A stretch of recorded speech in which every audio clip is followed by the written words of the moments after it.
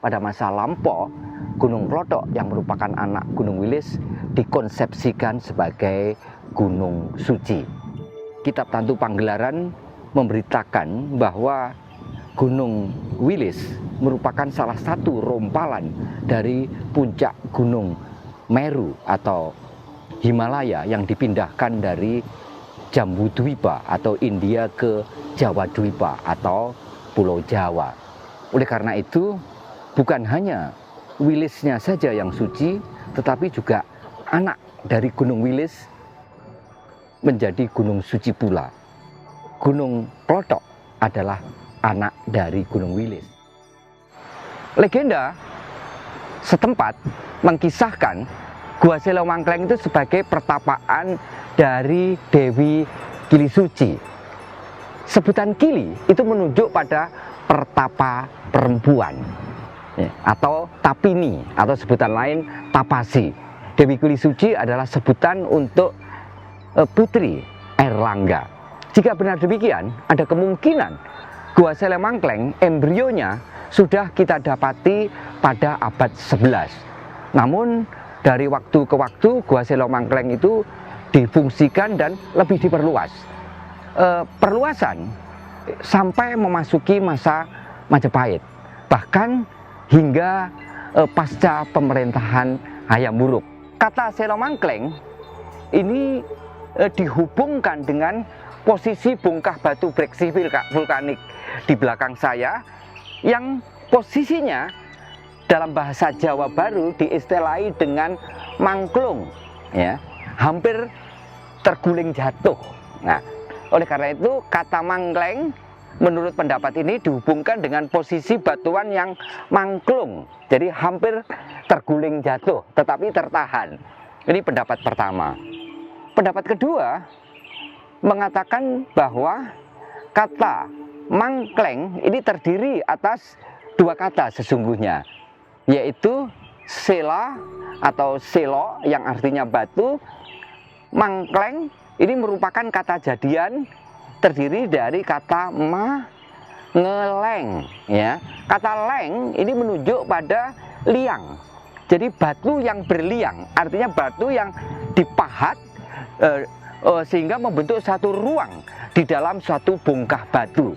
Nah, jika kita lihat kenyataannya memang batuan breksi vulkanik ini memiliki suatu ruang di dalam bongkah batu yang difungsikan sebagai patapan, yaitu gua pertapaan. Nah, bagaimana detailnya? Mari kita lihat. Saya berdiri tepat di depan pintu gua yang terdiri atas dua buah lubang pintu, yaitu lubang pintu sebelah kiri dan lubang pintu sebelah kanan. Yang perlu kita cermati adalah lubang pintu sebelah kiri. Jika kita mengamati dari kejauhan, tampak bahwa lubang pintu itu seperti mulut, lengkap dengan gigi-gigi yang berbentuk runcing, bahkan dilengkapi juga dengan taring di ujung kanan dan di ujung kiri.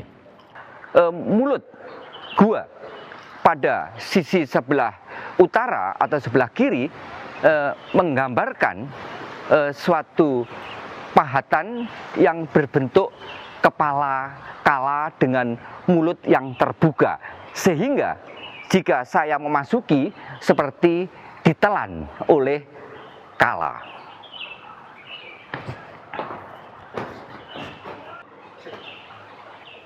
Ya.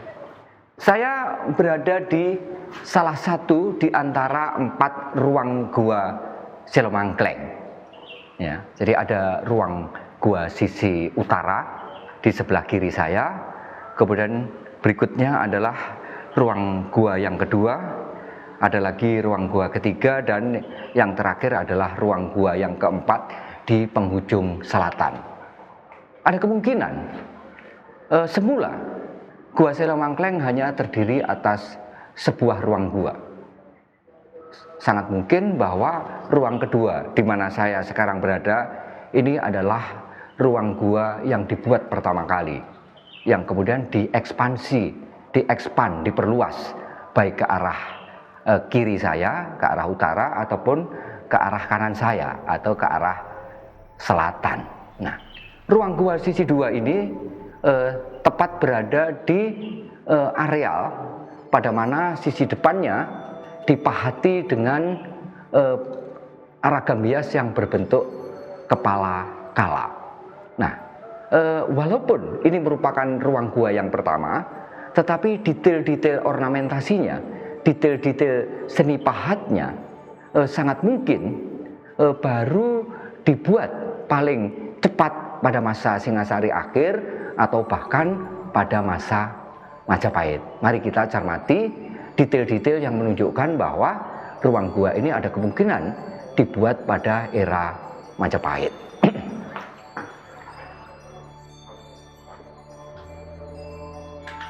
Pada dinding gua sisi utara terdapat adanya suatu pintu yang dilengkapi dengan kepala kala pada ambang pintu sebelah atas. Kemudian juga ada ornamen yang menggambarkan semacam tiang di kanan kiri pintu.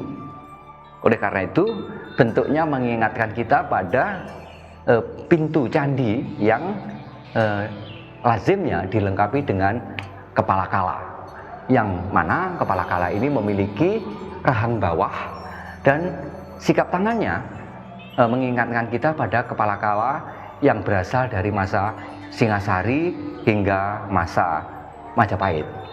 Yang menarik perhatian untuk kita cermati, di kanan kiri pintu yang menuju ke gua yang pertama, yaitu gua di penghujung utara, terdapat adanya ragam hias yang berbentuk medalion.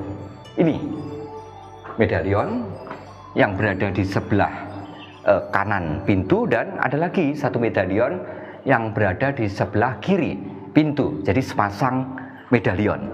Ini adalah medalion.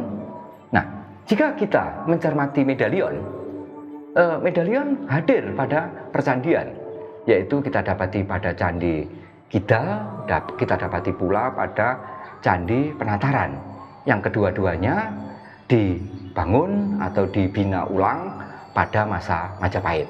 Oleh karena itu, bukan tidak mungkin bahwa ragam hias ini baru dibuat pada masa Majapahit, kendati pun ruangannya boleh jadi sudah ada pada masa sebelumnya. Nah, yang menarik perhatian kita pada pintu menuju ke ruang yang ketiga, tepatnya pada posisi sebelah kanan saya, ada satu pahatan yang patut untuk kita cermati. Pahatan apa? Nah, ini pahatannya. Jelas sekali, yang digambarkan adalah manusia setengah burung. Oleh karena itu, figur dari tokoh ini adalah antropomorfis, setengah manusia, setengah binatang, tepatnya setengah burung. Kakinya adalah kaki burung, ya. Nah, tokoh yang digambarkan ini adalah tokoh Garuda, yang merupakan tokoh peran utama dalam cerita Garudea. Yang menarik, pada tangannya, yaitu tepatnya pada tangan sebelah kanannya, ini membawa ular. Ya, membawa ular. Memang seringkali dalam mitologi, ular itu dioposisikan dengan Garuda. Jadi ular sebagai penghuni dunia bawah dioposisikan dengan Garuda sebagai penghuni dunia atas, sebagaimana pula tergambar pada cerita Garudea yang dipahatkan di Candi Kidal. Nah, jadi relief semacam ini kita dapati, yaitu relief Garudea kita dapati di Candi Kidal. Begitu juga medalion kita dapati di Candi Kidal. Oleh karena itu, ada kemungkinan ruang gua yang kedua, tepatnya adalah pahatannya, baru dibuat pada masa Majapahit, kemungkinan pada masa keemasan Majapahit.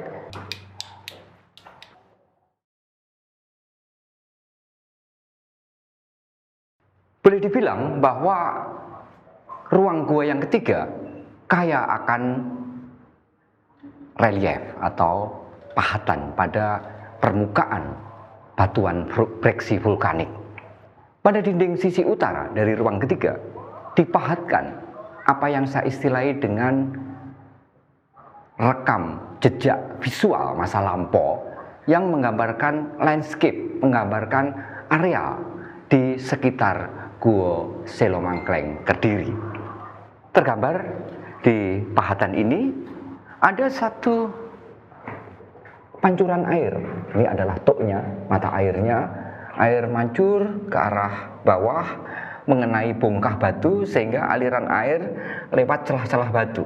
Nah, yang menarik perhatian kita di sebelah timur dari pahatan pancuran air ini terdapat adanya suatu gambaran mengenai apa yang dalam bahasa Jawa kuna ataupun tengahan disebut dengan setra, yaitu areal pemakaman, kuburan. Nah, kuburan yang digambarkan pada relief ini adalah apa yang dalam bahasa asing disebut dengan open burial, tempat penguburan terbuka yang mengingatkan kita pada tradisi pemakaman di daerah Trunyan, di Toraja dan sebagainya. Tergambar pada relief ini ada orang yang sudah meninggal digeletakkan, dibaringkan di suatu bongkah batu. Ini adalah orang yang sudah meninggal, bahkan sebagian dari jasad tubuhnya sudah terkelupas, terlihat tulang-tulang rusuknya. Rambutnya tergerai, menggeletak di atas bongkah batu. Nah, di sekitarnya kita dapati adanya tengkorak-tengkorak. Kemudian tengkorak juga, ada juga jasad yang lain yang juga digeletakkan, dibaringkan di atas bongkah batu. Ini adalah jasad dari orang yang meninggal. Nah, oleh karena itu sangat mungkin bahwa konon di sekitar Gua Selomangkleng terdapat open burial, tempat pemakaman terbuka atau yang disebut dengan setra. Nah, sehingga ada jasad yang masih utuh, tapi ada juga jasad yang sudah tinggal tulang belulang ataupun tengkorak-tengkoraknya. Pahatan lain ini menarik untuk dicermati karena menggambarkan suatu areal perairan. Tanda perairan ini tergambar pada pahatan yang berbentuk seperti ular. Dan ada juga pahatan yang seperti huruf H tapi posisinya terbaring, ada di buah-buah. Ini digambarkan juga di situs lain, seperti misalnya di Colotundo, di Patakan, di Gua Selomangkleng Tulungagung. Ini bahkan ada pahatan yang bentuknya menyerupai kepala dari buaya. Ini ada, bahkan ada matanya ya. Selanjutnya ada juga pahatan yang menarik untuk dicermati adalah ini. Ini yang mengingatkan kita pada miniatur lumbung batu yang biasanya digunakan sebagai perangkat upacara oleh para petani untuk mendapatkan kesuburan. Oleh karena itu sangat mungkin bahwa di sekitar Gua Selomangkleng pada masa lalu selain terdapat adanya suatu sumber air, juga terdapat adanya suatu genangan air atau semacam telaga yang antara lain juga dilengkapi dengan perangkat pemujaan untuk kesuburan yang berupa lumbung batu. Nah, berikutnya kita mendapati pahatan yang menggambarkan tentang adanya suatu bangunan beserta orang-orang yang berada di areal kompleks bangunan tersebut. Ini ada satu kompleks arsitektural yang letaknya di tempat yang tinggi. Ini ada tanahnya berbukit ya, topografinya naik. Nah, setelah meniti tanah yang naik itu kemudian orang bisa masuk lewat pintu gerbang yang berbentuk padu raksa. Pintu gerbang ini juga dilengkapi dengan pagar ya. Pagar lengkap juga dengan kemuncak-kemuncak pagar. Ini kemuncak pohon ada di sebelah dalam dari pagar tersebut. Ya, ini pohon. Nah, ada tidak hanya sebuah, tapi paling tidak 2 buah bangunan. Bentuknya sangat khas. Nah, bentuk bangunan inilah yang konon menginspirasi arsitek Belanda yaitu Michael Pont untuk tidak hanya mereplikasi tapi mewujudkan dalam ukuran real pada satu kompleks bangunan suci untuk agama Kristen Katolik yang ada di Pohsarang. Nah ini, sangat mungkin bahwa bangunan ini sudah menggunakan unsur atap yang berbentuk entah ini berupa genting atau bahan lain yang kemungkinan berupa atap sirap. Nah, jelas bahwa bangunan ini berbentuk tumpang tingkat 2. Ini atap lapis pertama dan ini adalah atap lapis kedua yang kemudian disangga oleh tiang di 4 penjurunya. Nah, selain itu kita mendapati pahatan yang orang bertanya-tanya, ini menggambarkan apa? Ini sebenarnya menggambarkan tentang suatu tiang yang kemudian dilengkapi entah ini kain atau bahan lain yang ketika tertiup angin maka arah dari kain atau benda lain itu menjadi petunjuk mengenai arah angin dan kekuatan angin. Pada relief ini digambarkan tidak hanya sebuah tapi juga digambarkan 2 buah. Ini sama, ini dan ini ya. Jadi ini adalah perangkat yang digunakan sebagai petunjuk mengenai arah angin dan kekuatan angin. Nah ini tergambar di bagian bawah. Ini ada 2 orang ya, yang kemungkinan adalah berjenis kelamin perempuan. Kemudian ada orang yang lain, yang ini di sini, kemudian ini vegetasinya. Dan satu hal yang menarik yang patut untuk kita cermati adalah pahatan ini. Ini ada 2 orang, 1 perempuan, 1 laki-laki membawa pentungan. Dan pada bagian yang lain tergambar adanya kera yang sepertinya kera ini kena jerat. Nah ini bagian tubuhnya kena jerat dan ini bergantung pada suatu tangkai yang dilengkapi dengan jerat. Nah ini keranya kena jerat dan mau dipukul oleh tokoh yang terlihat membawa pentungan tersebut. Nah, ini menjadi memberikan gambaran kepada kita tentang adanya landscape, adanya area yang konon berada di sekitar Gua Selo Mangkleng Kediri. Pada dinding sisi barat kembali kita mendapati adanya pahatan yang berupa arsitektur, bahkan dalam pahatan ini berukuran besar. Ini ada 2 orang yang sedang berbincang di dalam suatu bangunan berpanggung. Jelas sekali ini berpanggung, ini tiangnya, ini adalah selasar atau geladaknya, dilengkapi juga dengan penahan. Ini adalah tiangnya, bahkan diperkuat dengan penyangga atap yang berbentuk L di kanan dan di kiri. Atapnya bersusun 2, yang pertama dan kedua. Nah, ini 2 orang ini berada di di geladak dari rumah panggung. Sementara di bawah masih juga kita dapati adanya figur lain. Ini posisinya di bagian bawah dari rumah panggung. Terdapat adanya detail-detail pahatan yang antara lain ini adalah wadah air yang dilengkapi dengan cerat dan tergambar airnya sedang keluar, ya ini mancur keluar. Nah ini menarik perhatian kita, termasuk detail pahatan yang seperti saya katakan, yaitu perangkat yang memberikan petunjuk mengenai arah dan kekuatan mata angin. Yang tidak kalah pentingnya adalah pahatan yang ada di bagian atas. Nah jelas tergambar pada detail pahatan ini adanya suatu relung yang konon berfungsi untuk menempatkan lampu penerang. Oleh karena itu dapat dipahami jika dinding dan langit-langit gua sekitarnya itu menghitam karena jelaga. Nah, yang utama dari ruang gua ketiga ini adalah pahatan di sisi barat bagian tengah, center. Nah, ini adalah yang utama dari relief yang dipahatkan pada ruang gua ketiga. Sesuai dengan keberadaannya, sesuai dengan bentuknya, sesuai dengan fungsinya. Relief ini menggambarkan pertapa.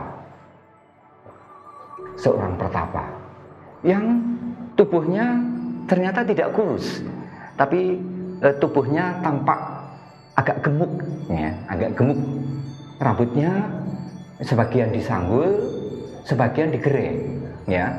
Kemudian sikap tangannya itu adalah apa yang disebut dengan dhyana mudra, sikap tangan yang menggambarkan samadhi. Posisi kakinya bersila, seperti posisi kaki dari lazimnya arca-arca Buddha. Nah, pertapa ini berada di satu relung, ya, ini adalah relung dari bongkah batu yang ditapah dan berada di dalam relung. Duduk di atas suatu singgasana, asana yang berbentuk padmasana, jadi teratai merah yang merekah. Nah, yang menjadi pertanyaan, figur yang dipahatkan, yang memberikan gambaran dalam posisi bertapa ini, figur siapa? Konon muncul pendapat bahwa pahatan ini menggambarkan Arjuna yang sedang bertapa, atau diistilahi dengan Arjuna Matapa. Benarkah Arjuna? Pada pahatan ini kita tidak mendapati adanya detail pahatan yang berupa bidadari yang menjadi penggoda dari tapa Arjuna. Yang dalam relief cerita Arjuna Wiwaha, Arjuna digoda oleh dua bidadari, yaitu Supraba dan Tilutama. Tapi pada relief ini tidak. Jika bukan menggambarkan Arjuna yang sedang bertapa, lalu siapa yang digambarkan sebagai pertapa di Gua Selomangkleng Kediri? Sangat mungkin tokoh ini adalah apa yang dalam sumber data teks ataupun sumber data visual yang berupa relief candi sebagaimana dipahatkan di pendopo teras 2 Candi Penataran maupun Candi Surawono yang ada di Pare yang masuk wilayah Kabupaten Kediri. Tokoh ini adalah tokoh yang dalam cerita itu bernama Bubuksah, yaitu salah seorang di antara dua bersaudara yang bertapa di lereng timur Gunung Wilis. Nampaknya yang dimaksud Gunung Wilis itu adalah anak dari Gunung Wilis, yaitu Gunung Klotok. Dan Gua Selomangkleng Kediri memang berada di lereng sebelah timur dari Gunung Klotok Kediri. Oleh karena itu sangat mungkin bahwa relief ini menggambarkan Bubuksah yang sedang bertapa. Lalu di mana tempat pertapaan dari kakaknya, yaitu Gagang Aking? Sangat mungkin sebagaimana keterangan di dalam teks Bubuksah Gagang Aking, Gagang Aking bertapa di gua pertapaan yang posisinya lebih tinggi dari tempat pertapaan dari Bubuksah. Apakah di areal Gunung Klotok ada pertapaan lain selain Gua Selomangkleng? Ternyata ada dua, yaitu Gua Dedehan dan Gua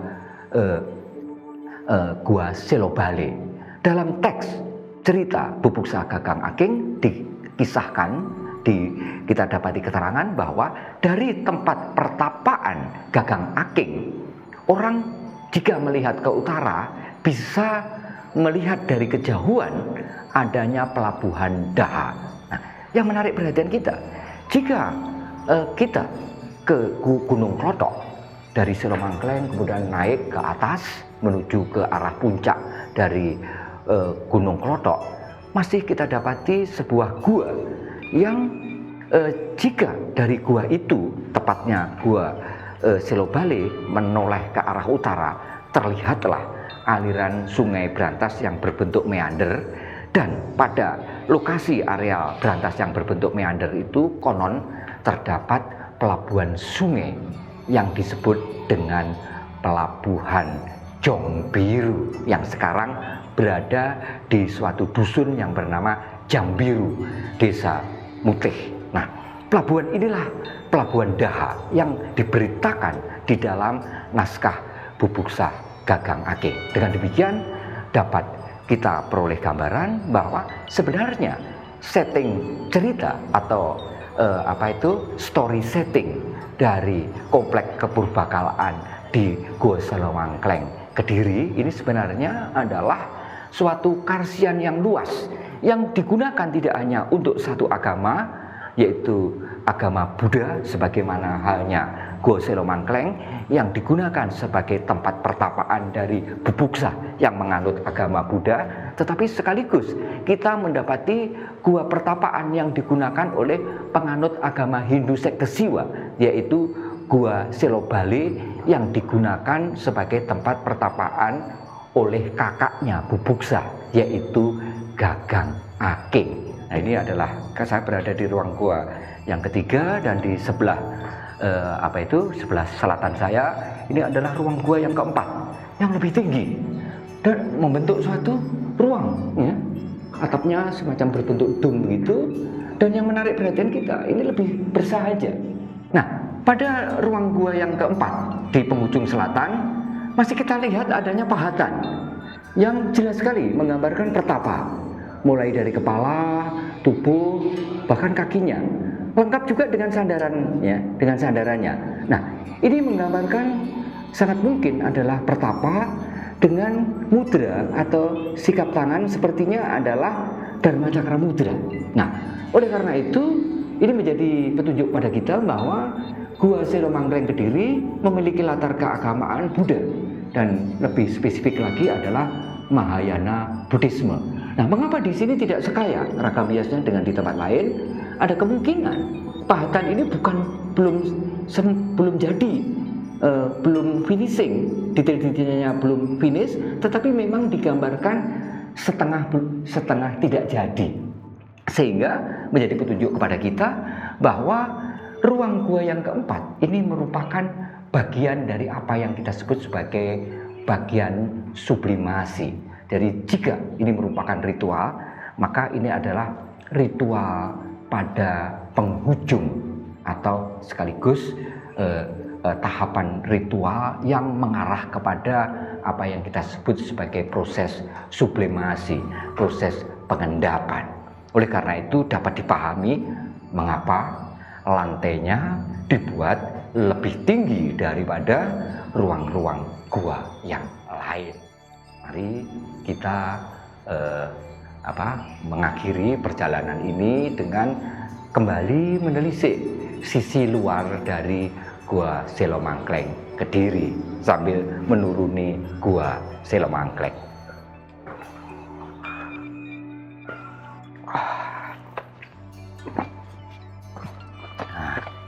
Ini adalah sisi luar sebelah utara dari mulut Gua Selomangkleng Kediri. Sebenarnya masih tergambar adanya pahatan yang sangat mungkin ini merupakan inskripsi, merupakan tulisan yang sekali sudah sangat aus. Tapi masih kelihatan ada beberapa aksara yang dipahatkan baik dalam ukuran kecil berderet dengan membentuk garis horizontal ataupun kemungkinan aksara, atau bisa juga ini ragam hias, ya, yang berderet menuju ke arah utara sampai kemudian berakhir pada sebuah relung. Nah, ini relung sisi luar, ya, relung sisi luar. Ada relung sisi dalam, ada relung sisi luar dari Gua Selomangkleng Kediri. Ada kemungkinan pada relung itu konon juga ditempatkan arca tertentu yang sayang sekali sudah tidak lagi kita dapati. Nah, berakhirlah sudah kunjungan kita ke gua yang sangat menarik, gua yang sangat penting untuk menjelajahi sisi barat dari kota Kediri, yaitu komplek kepurbakalaan Gunung Klothok yang konon di masa lalu merupakan komplek karsian lintas masa. Komplek karsian, komplek kegiatan keagamaan yang digunakan tidak hanya oleh satu agama, yaitu agama Buddha, tetapi juga digunakan sebagai tempat kegiatan oleh penganut agama Hindu, bahkan agama Resi. Semoga ke depan Gua Selomangkleng Kediri menjadi ajang pembelajaran bersama untuk menelisik budaya Nusantara di masa lampau.